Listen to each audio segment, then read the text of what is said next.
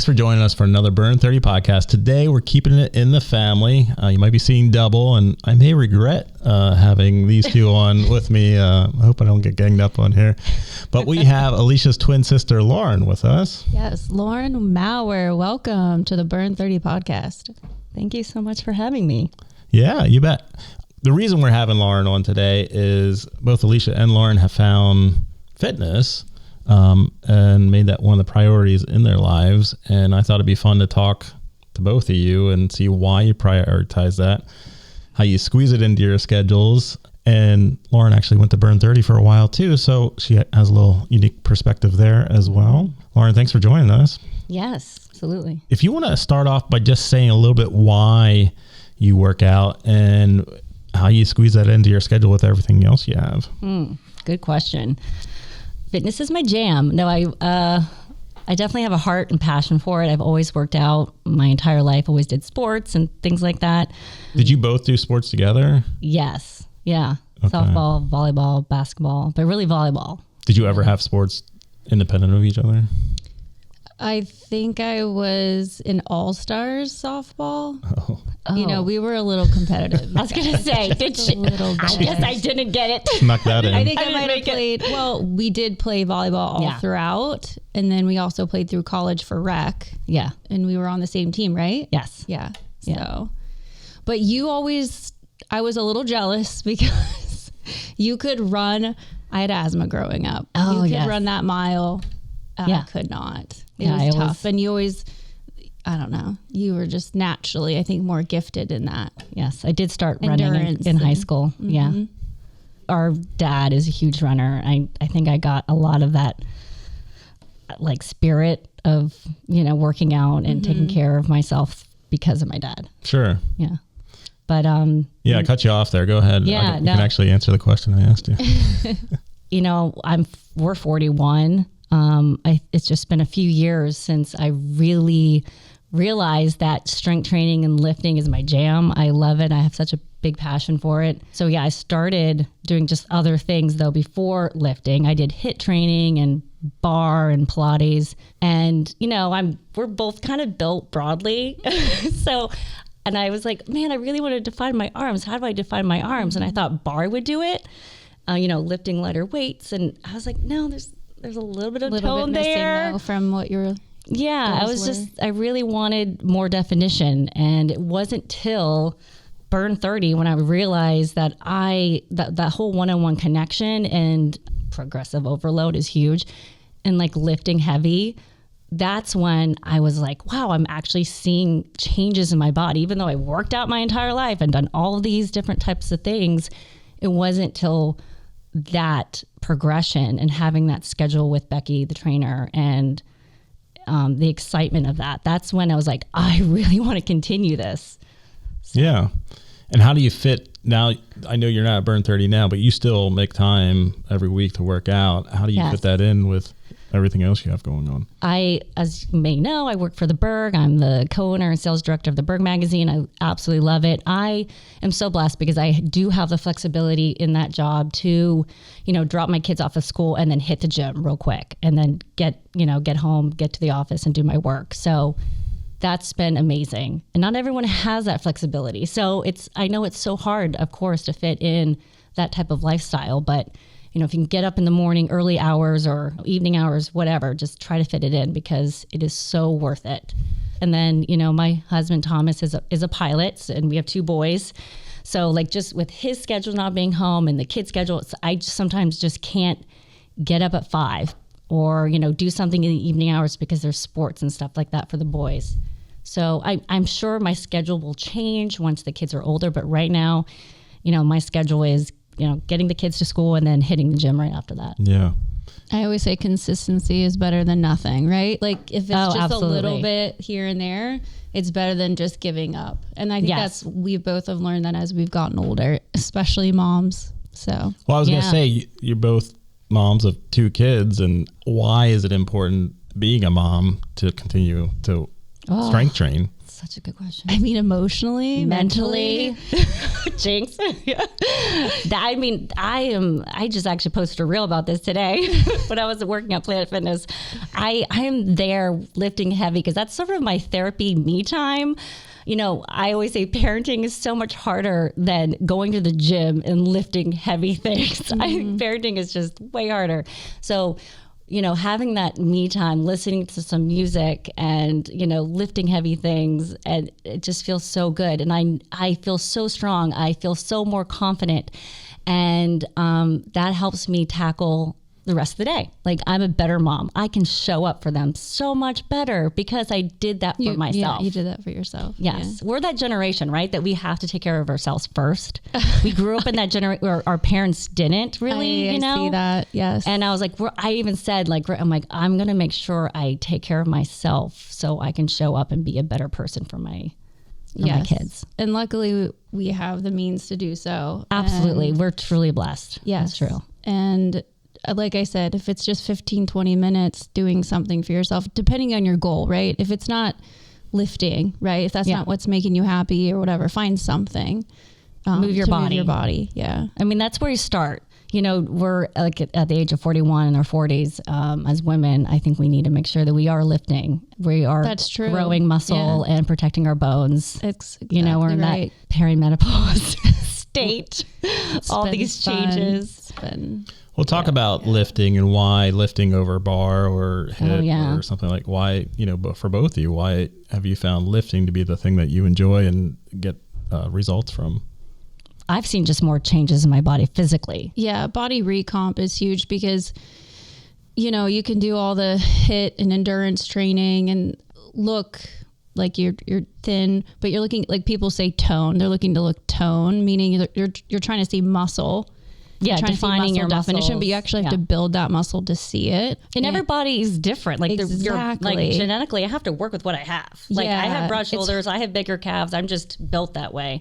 I can't, you know, cut my arm in half to have more of a tone. I'm sure there's a surgery for that somewhere. Yeah, it definitely is harder for certain people to maybe grow a muscle. You know, you can't really treat, or what's that word? Spot, you know, try to get your, let's say. Well, fat goes wherever it goes, right? We can't control if it's going to our face or our tummy. Well, for perimenopause, I think it's more in our lower abdomen area, but hips. But yeah, we all get the fat, you know, wherever it needs to go. But you definitely need, you know, to see muscle, you're going to have to lift progressively to build that muscle. And also, everybody's, you know, says this, we say this, is that, you know, if you're looking for body changes, it's 20% working out, exercise, 80% it's nutrition. Yes, dialing in. And that's when I started too with at Burn30. I was like, I was talking to Becky, your trainer. I was like, I just need to incorporate more protein, Becky. I just know. I'm like, I'm doing all this work and I can see some changes, but I'm a girl with micro habits. I'm always creating small habits and not going all in all at once. Building over time. Yes. It can get overwhelming. It can get overwhelming. So I just remember having those conversations with her saying, I know I probably need to eat, you know, I still don't track or my macros or count, you know, my calories. I don't, but I do know now at this point in my, you know, fitness journey, how much protein I'm eating. And that's been the biggest thing, and making sure that I am close to 100 grams a day, and knowing how important that is to grow my muscles and, you know, define what I want to define. Exactly. And I've seen huge gains in the past few years on just my arms, my legs and things like that. I'm like, wow, I'm finally confident to wear a short sleeve shirt or, you know, a tank top or a little like sleeky dress. Like, even though I'm more broad, I'm just more confident because my arms are more defined and, you know, they don't look just like wide. I don't want to be rude about that. What do they look like? Just wide. Well, it's always been an issue for you and you didn't like it. That's always been my insecurity. Yeah. And it's feeling confident in your own skin, right? No matter what that looks like for you. And it's a journey to get there sometimes, trying to figure it out. But yes, it takes 40. A while. Again, consistency is key.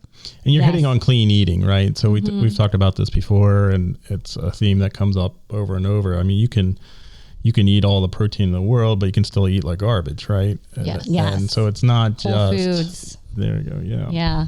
I do have a protein shake after the gym. That's been good, whey protein, but making sure I'm dialing in the whole foods.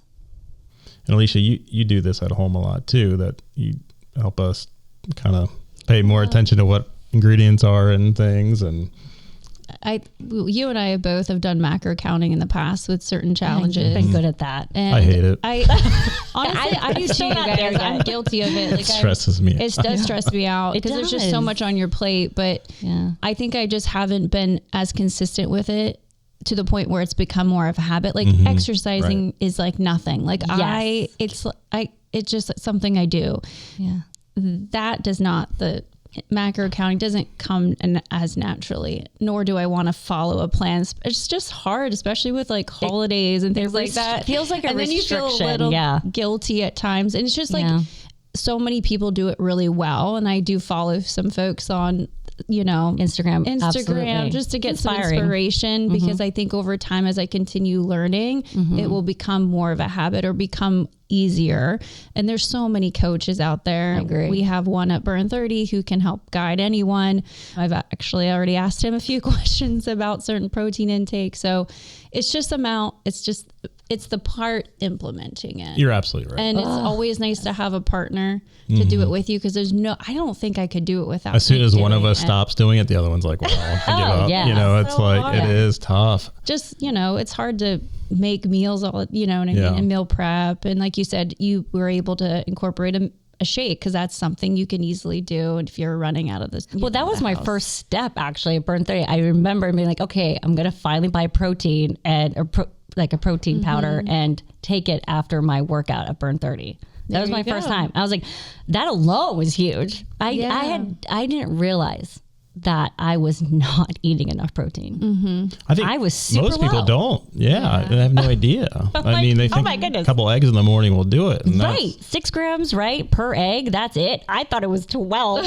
It's like, shoot. It's like, where's my muscle definition? I thought I was eating people really don't know. Yeah. Yeah. And they also think to lose weight, just completely stop eating or cut out everything or you name it. I know. And I think the more drastic you go, it's harder to stick with. And I think that's why macro counting does help check some of those boxes, because you're still getting in a lot of different whole, foods, and you can maybe still have a treat or two, because as long as you're fitting it in your fats, carbs, and protein, that's what macros are. So I think it is, but you do have to be mindful. It's easier to count it, or there is a build your own plate method. There's things of that out there as well. There's so many amazing tools. Yeah. It's just incorporating it and finding your thing.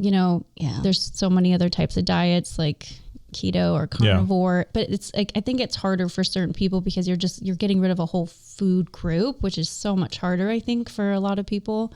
But there again, Kona Nutrition, we talked about them before he's been on, and that he can really help our clients. We've talked about that. And he can do as much or as little for you as you need to. It doesn't have to be a total lesson or a course in nutrition. It can be very simple, but that's great that you guys are adding that, or you already have implemented that, because I mean, like you said, it's 80% nutrition. You can work out such a challenge all your life and not change. Oh, we see that all the time. I see it at Planet Fitness. That's the majority of everyone. Not to be rude. I'm not trying to be rude. That's great. They're there. They're showing up. They're working out. They can do it. But I've been now at Planet Fitness for over 2 years, and it's great that they're there, but it's everywhere. Maybe that's fine. Maybe they just are there to work out. Their goal, it might not be to change their body. Yeah, I mean, like my goal is right. Goals. Exactly. So everyone, you're right. Everyone has different fitness goals and levels and things like that, and it's just good that they're there. They're like we're the 1%, 3% of people, right? Which is sad. We need everyone to start working out. That's why we're here. We're going to try to inspire. And absolutely. Inspire other people, but in our own families, right? So we have kids and they see us doing these things, and they see everything, right? And so it's very important to have so the kids will sit at the dinner table going protein, protein, protein, or or Arlo. Yeah, they love doing that. They think that's hilarious. But it's in their minds now, right? Whether it's funny but I didn't have that growing up. I mean, my fruit came from a can and syrup, you know. We eat a lot of casseroles. We grew up eating casseroles. We had a big family, so just a lot of it was easier. Gravy stuff. But it's instilling something, and they see you guys working out, and you know, having moms that find fitness to be important is something that will be instilled in them for a long time, I'm sure. Yeah, we hope so. That's true. We enjoy our walks. I think that's key. Yeah. You know, just the simple things. A lot of family walks. Yes. The kids fight us on it, and then as soon as they're out there, they have a blast, and it's like... And they sleep better. Yeah. All our moods change by the time we get... You know, a walk is... It's a nice reset. Exactly. Yeah. Mm-hmm. Well, let's talk about Oliveda. You guys have a lot on your plates, but you've brought in a whole new thing for you. How long ago did you guys start this? I think it was March of 2024. A little over a year. That we started implementing a new skincare regimen. And then I found it through a friend at work, started purchasing products, trying it, loving it. Lauren said, I was like, whatever my twin does, I want to do too. Well, or, you know, I saw some really good results. You guys aren't competitive with each other at all. No, not at all. But if it's good, you know, if it's working, then I saw your face. I was like, what are you using? And then we just started using the products. But I think the more we started talking about it, we could sell it.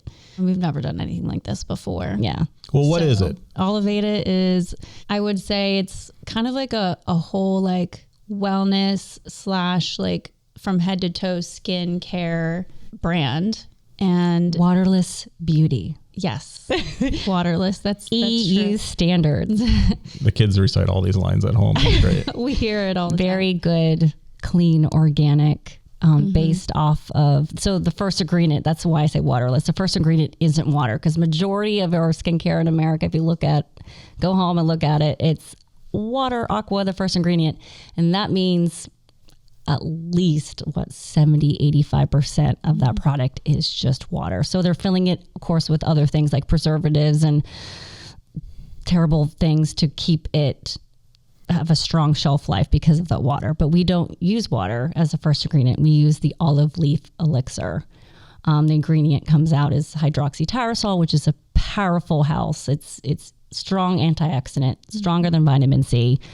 So it's just a very potent bioactive skincare products for our face, for our bodies. And then they also, of course, have, which we love, are obsessed with, are the internals.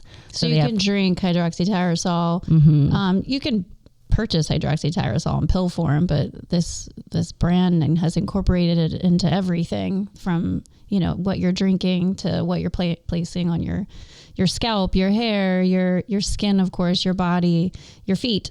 Toxic free living. That's, you know, this whole our health and wellness journey. I mean, that's once we got like the fitness dialed in and nutrition dialed in, and we realized reading so much about American food and toxic chemicals in our skincare and our detergents.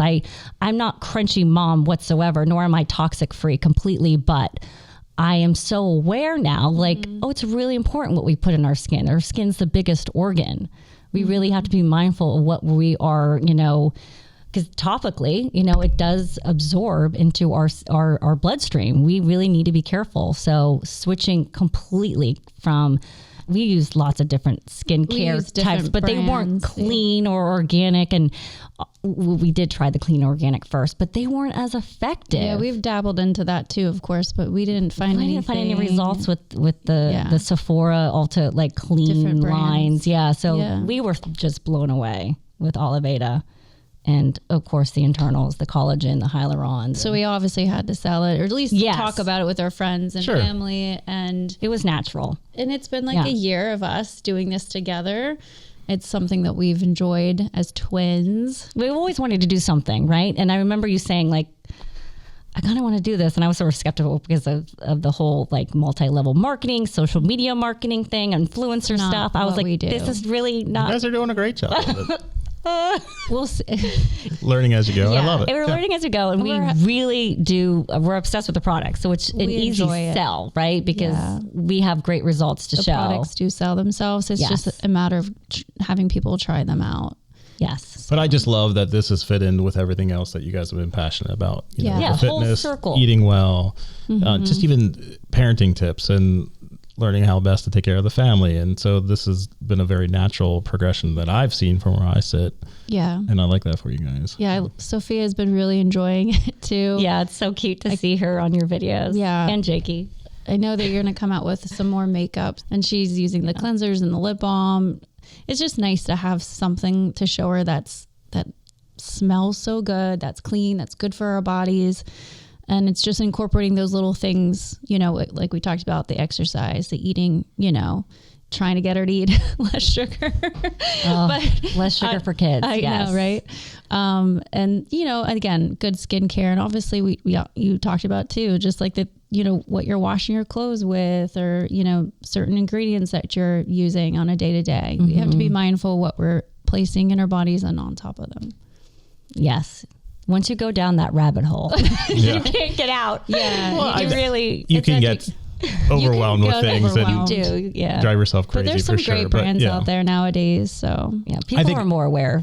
Exactly. And I think that's the biggest thing. Just being aware, right? Just being aware, even with macro counting, it just makes you aware what you're actually putting into your body. It's like a total reset. And so, you know, instead of blindly just putting products into our body, or, you know, when you have like a set plan, I think it's easier. Like for us, like we have a skin health regimen, like, so to speak, from Oliveda. We have we enjoy certain, like, we like lifting, you know, when we have something like a regimen or something that's there in front of us that's consistent, it's easier to gravitate to it and stick with it. So if you find something like that, that you love. And people, if they're interested in that, they can find you guys on Instagram. Happy to chat. I know, Nate, should we launch Twinning Wellbeing? I tried to market this. I'm trying to help you, but you guys do your own thing. I don't fight you. I was like, Nate, can you edit this video? Nate, really appreciate his work on Oliveda. All the background stuff. Nobody knows that. No, just kidding. You can out me. That's fine. Well, I thought it'd be fun to play a little game with the two of you. I asked ChatGPT, here's my prompt, okay? In 20 years from now, what do you think we will look back on in the areas of health and fitness fads and realize we had it all wrong? So it spit out 7 areas. So I thought, this is interesting. I like this prompt. I can't remember if I read them all to you or not, but see if you guys can pick out some, and we'll see what the AI robots spit back at me. So 20 years. In 20 years from now, because we look back now 20 years in the past, and we're like, oh my gosh, I can't believe we thought that was healthy. You see athletes sitting there smoking, you know, after a baseball game, or like, I love the picture of the guy, like Tour de France, actually smoking while he's riding his bicycle. It's great. Oh my goodness. I think we've done a juice cleanse. Like I'll admit it. I've done a juice cleanse with you. I think that was just like our way of trying to motivate us to kickstart a healthy. Yeah, that was early on in our relationship. I'm like, wow, this is going to be I'm in this thing for a long haul if I'm doing this juice cleanse. I think it just helped kickstart, but a lot of people do that, like a detox before they start a new routine. Well, that is number 6 on the list here. Detoxes, juice cleanses, and waist trainers. Yes, waist trainers. Oh my gosh. Yeah, any plate that you're just sitting on and like vibrate. I mean, I do have a vibration plate for lymphatic drainage, but that is actually no, it's not. I was gonna say, is it? Oh my goodness. I don't use that to tone or exercise on, but I'm sure there's so many of those machines that you can just strap on or sit on, and it's supposed to like stimulate your muscle. I think that's all fad. Well, this says honestly, these already seem outdated, but there's always a new version of them. 20 years from now, we'll probably laugh at the lengths people went for a quick fix. Yeah. With zero evidence. Yeah. A lot of, we always like that quick fix. All right. What else you got? My goodness. This is hard because I really feel like now we've really learned. You're afraid to say something. You're like, I mean, so I'm hoping, I think protein's here to stay. I know protein. Creatine is I think it's good for, we're developing. Yeah, those aren't on the list. You're safe there. Trying to think any like crazy exercise. I mean, so I remember hearing like a whole thing about HIIT, and now HIIT has gone to more like, no, let's lift heavy, progressive overload. But now I think for specifically women or like in the perimenopausal state, plyometrics and HIIT, like still has a part. You should do about 1 or 2 days of HIIT training with lifting. Right. You need that it's like cardio, it's not heart all health. or nothing. I think that's a big thing. That should be an all or nothing Right. mindset. Number 3, neglecting strength and mobility in favor of calories burned. So instead of only doing HIIT classes, right? So it says, we'll wonder why we spend so much time chasing sweat-drenched HIIT classes and boot camps while ignoring mobility, functional strength, and long-term joint health. Mobility, stretching. I think we can all say we all need more of that. Yeah. Very important. All right. I'll just run through, unless you have more guesses, I can run through a few more here. We'll start at the bottom. So number 7 is this fitness influencer culture. So just following anybody and everybody on Instagram that has a voice, like we're sitting here with microphones in our faces, but we don't know anything. We're not experts. We're just we are not sharing what certified works in nutrition or fitness, but this is just what works for but us. Following unqualified influencers for advice that may be aesthetic driven, unscientific, or even harmful will likely be seen as one of the biggest missteps of the early 21st century. And that's why a place like Burn30, to get your start, like you were talking about, and you pick up those building blocks of learning how to do things and grow with that. You know, we have other clients that come in maybe once a week at Burn30, and then the rest of the week they're at Planet Fitness or at home.